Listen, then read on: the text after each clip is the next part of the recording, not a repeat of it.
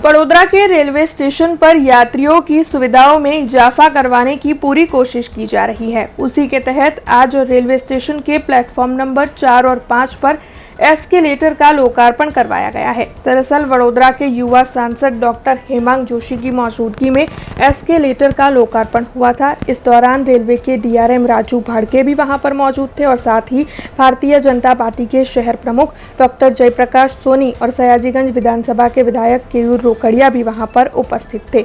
उपस्थित अग्रणियों की मौजूदगी में वडोदरा रेलवे स्टेशन के प्लेटफॉर्म नंबर 4 और 5 पर लोगों की सुविधाओं में इजाफा करने के आशय से एस्केलेटर का लोकार्पण किया गया है। भारतीय रेलवे माननीय वडाप्रधान श्री नरेन्द्रभाई मोदीजीना नेतृत्व हेठळ અને માન્ય રેલ મંત્રી શ્રી અશ્વિની વૈષ્ણવજીના માર્ગદર્શન હેઠળ આધુનિકતા અને સુગમતાના સમન્વયથી કાર્ય કરી રહી છે।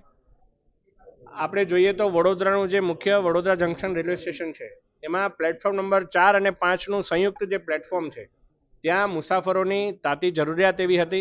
મહિલાઓ, વૃદ્ધો, બાળકો સાથે મળી અને તે લોકોને જ્યારે એસ્કેલેટરની એક તાતી જરૂરિયાત ઊભી થતી હતી અને તે લોકો જ્યારે સીડી ચડે તો સીડી ચડવામાં એમને વજન પણ સાથે હોય એટલે એમને ઘણી શારીરિક તકલીફો પણ થતી હતી। તેનું નિરાકરણ આજે આ એસ્કેલેટરના ઉદ્ઘાટનથી અષ્ટમીના દિવસે કરવામાં આવ્યું છે।